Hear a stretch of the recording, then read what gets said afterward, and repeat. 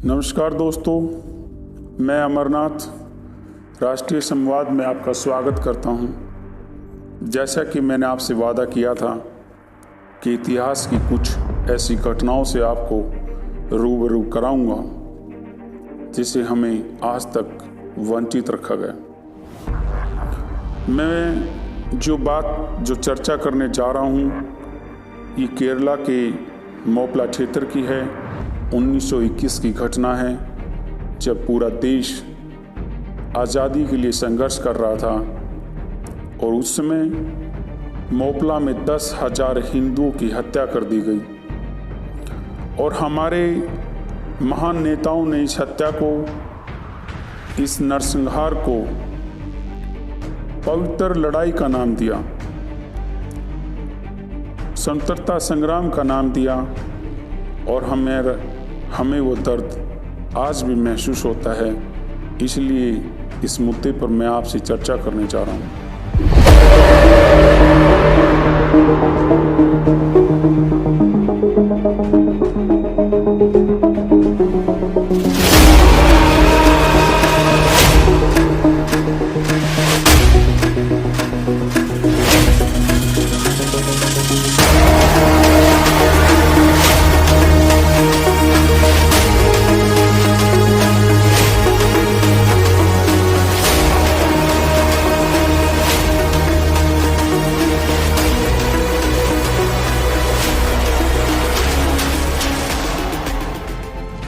पूरे दक्षिण भारत में सभी हिंदुओं में एक भय की लहर दौड़ गई जब मोपला मुसलमानों ने 10,000 हिंदुओं का बड़ी बेरहमी से कत्ल कर दिया।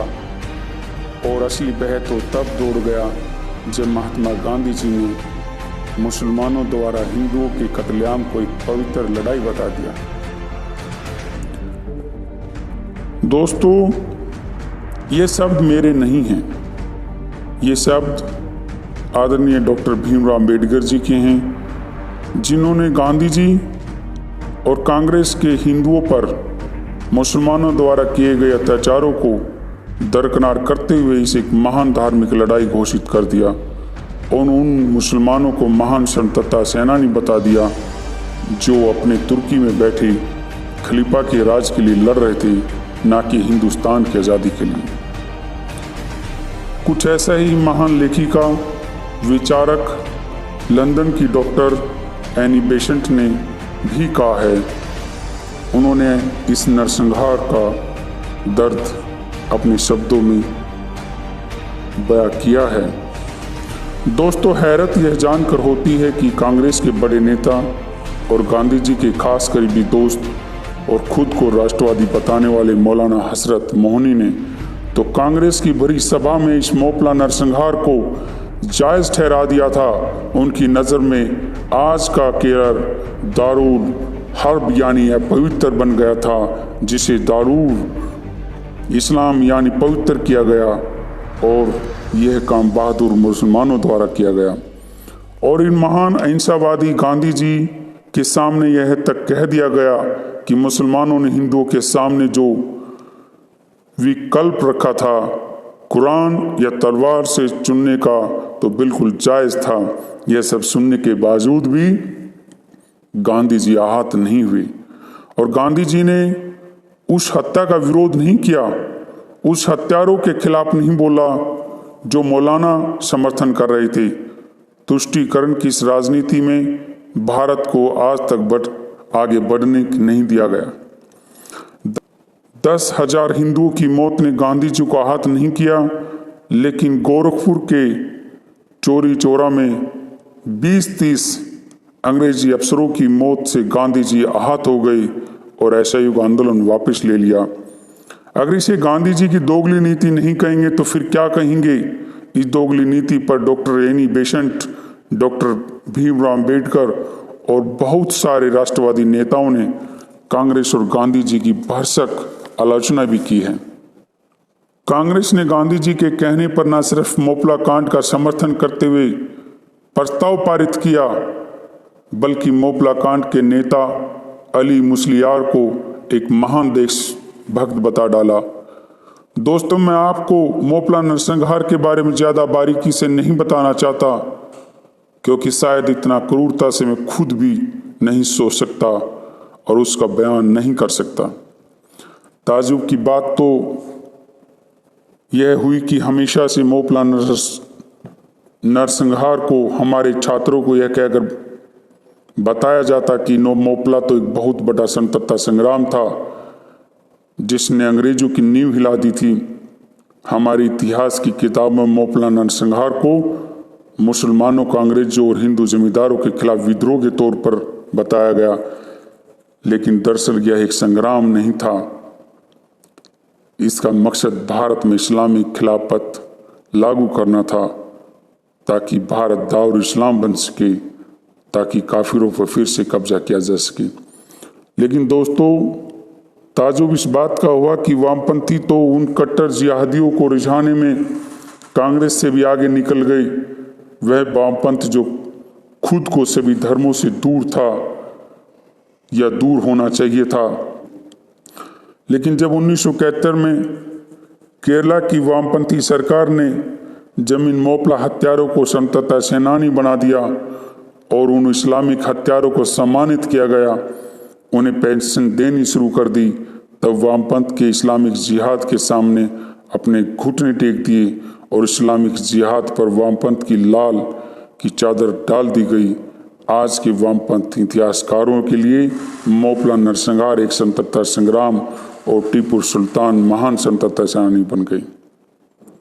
कैसे हिंदुओं को मारने वाले मोपला हत्यारों का राजकीय सम्मान किया गया, यह शर्मनाक था और आज वामपंथ कहता कि हिंदू सांप्रदायिक बन गया है। दोस्तों, मोपला नरसंहार 1921 में कोई पहली बार नहीं हुआ था। टीपू सुल्तान के बाद से 1921 तक लगातार 17 बार हिंदुओं की बड़ी मात्रा में हत्या किया। क्या ब्राह्मण, क्या दलित, हिंदुओं को बड़ी बेरहमी से मारा गया, उनसे इस्लाम कबूल करवाया गया और हर बार हिंदू अपने ऊपर अत्याचारों को अपने कंधों पर लाद कर चलता रहा, बिना रुके, बिना थके। दोस्तों, हजारों हिंदुओं का धर्म परिवर्तन करा दिया गया और जब महान आर्य समाज की स्वामी श्रद्धानंद जी ने उन्हें वापस हिंदू धर्म में लाने की कोशिश की, तो उन्हें रोकने के लिए एक मुस्लिम जिहादी अब्दुल राशिद ने उन्हें मारकर अमर शहीद कर दिया। स्वामी जी सारी उम्र छुआछूत से लड़ते रहे, हिंदुओं के आत्मसम्मान के लिए लड़ते रहे और गांधी जी ने अब्दुल को प्यारा अब्दुल भाई बना दिया। दोस्तों, मोपला ना तो शुरुआत थी ना अंत। गांधी जी ने खिलाफत आंदोलन को समर्थन यह समझ कर दिया था कि इसके कारण मुसलमान खुश हो जाएंगे और वह भी भारत की आज़ादी में हिंदुओं का बराबर साथ देंगे। लेकिन इस हिंदू मुस्लिम भाईचारे की कीमत बहुत ज़्यादा निकली। मुसलमान तो भाई बना रहा, बस हिंदू चारा बन गए। गांधी जी भूल गए कि जो मुसलमान खुद को मुगलों और तुर्कों की औलाद समझते हैं और वह उस पहचान में फ़ख्र महसूस करते हैं, वह मुसलमान कैसे हिंदू को अपना भाई समझ सकता है। उनकी नज़र में तो अरब और तुर्क में बैठे मुसलमान ही उनके भाई हैं, ना कि वह हिंदू जिनके पूर्वज सालों पहले उन मुसलमानों के भी पूर्वज थे। ऐसा आपको आज के पाकिस्तान में भी देखने को मिलता है। जैसा पाकिस्तान ने अपने इतिहास के साथ किया, वैसा ही मखौल भारत के इस्लामिक और वामपंथी कट्टरपंथी इतिहासकार भारत के साथ करना चाहते हैं। पाकिस्तान में इतिहास की शुरुआत ही मोहम्मद बिन कासिम से होती है। ये इतिहास में मैंने नहीं देखा कि किसी ने अपने झूठे भाई के लिए अपने महान पूर्वजों की विरासत को ठोकर मार दी हो, लेकिन खुद को आज मुगलों का औलाद समझने वाला और दिल्ली दंगों में खुलेआम गोली चलाने वाला शाहरुख पठान शायद यह भूल गया उसका दादा एक सिख था और उसके बाप ने तलवार के दम पर सलवार पहन ली थी और कुछ सालों बाद उस सिख दादा के पोते ने कुछ कट्टरपंथी और वामपंथियों के कहने पर अपने ही भाइयों पर बंदूक तान दी। यह इस्लामिक राष्ट्रवाद भारत राष्ट्रवाद का दुश्मन है। ऐसा सिर्फ मेरा नहीं, डॉक्टर भीमराव अम्बेडकर जी का मानना है। दोस्तों, असली वामपंथ की सोच धर्मों के खिलाफ होते हैं, जैसा कि चीन में भी हम देख सकते हैं। लेकिन भारत का वामपंथ तो इस्लामिक कट्टरपंथियों की गोद में खेलता है। उस वामपंथ ने कब लाल रंग को हरे रंग में बदल दिया, पता ही नहीं चला। साथियों, वामपंथ ने भरसक प्रयास किए, हिंदुओं का गला घोटने के, राम को काल्पनिक बता दिया, दुर्गा को वेश्या बता दिया, हिंदुओं को विदेशी आर्यन बता दिया और दक्षिण भारत को पेरियार के साथ मिलकर भारत से तोड़ने की कोशिश की। भारत चीन युद्ध में चीन का पुरजोर समर्थन किया तो वहीं कश्मीर से हिंदुओं के पलायन को जायज ठहरा दिया। औरंगजेब को महान तो सावरकर को कायर बता दिया, माओ जैसे हत्यारों को नायक तो मोदी जैसे देशभक्त को खलनायक बना दिया। अखलाक पर तो अवार्ड वापसी कर दी, लेकिन पालघर के साधुओं की निर्मम हत्या और उत्तर प्रदेश के 30 दलित गांवों को मुस्लिम आक्रांताओं की भेंट चढ़ने पर यह वामपंथी अपना मौन नहीं तोड़ सके। दोस्तों, हिंदू कभी सांप्रदायिक नहीं था। हमने अपने गुरुओं का कत्ल करने वालों तक माफ़ किया, लेकिन कब तक आखिर हम अपने भाइयों को, अपने पूर्वजों के नाम को मिटाकर किसी विदेशी धरती की माटी को माथे पर लगाते हुए देखेंगे? कब तक हम उन्हें अपनी साझी विरासत को मिटाते हुए देखें? दोस्तों, वीर सावरकर जैसे महान स्वतंत्रता सेनानी को क्यों आज़ादी छोड़कर हिंदू का सोचना पड़ा? हमने कभी उन पर ध्यान नहीं दिया। क्यों सावरकर, जो खुद नास्तिक थे, उन्होंने बीड़ा उठाया हिंदू सभ्यता और परंपरा को बचाने का, जिसमें सभी धर्मों को मानने वाला स्वीकार्य थे।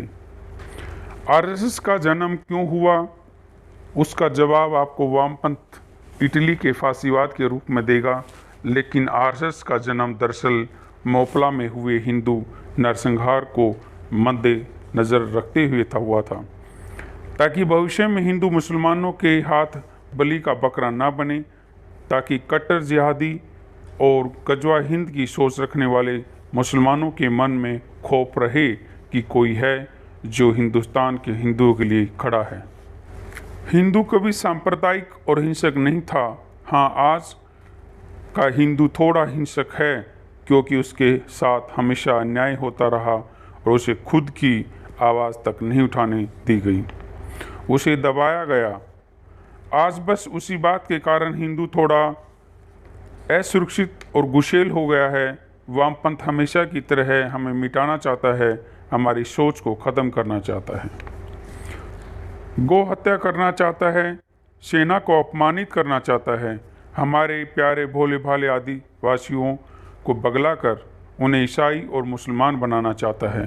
क्योंकि वामपंथ अब सिर्फ वामपंथ नहीं रहा है, अब वो जिहादी वामपंथ हो चुका है और इसे ही लाल जिहाद कहते हैं। जय हिंद दोस्तों, जय भारत।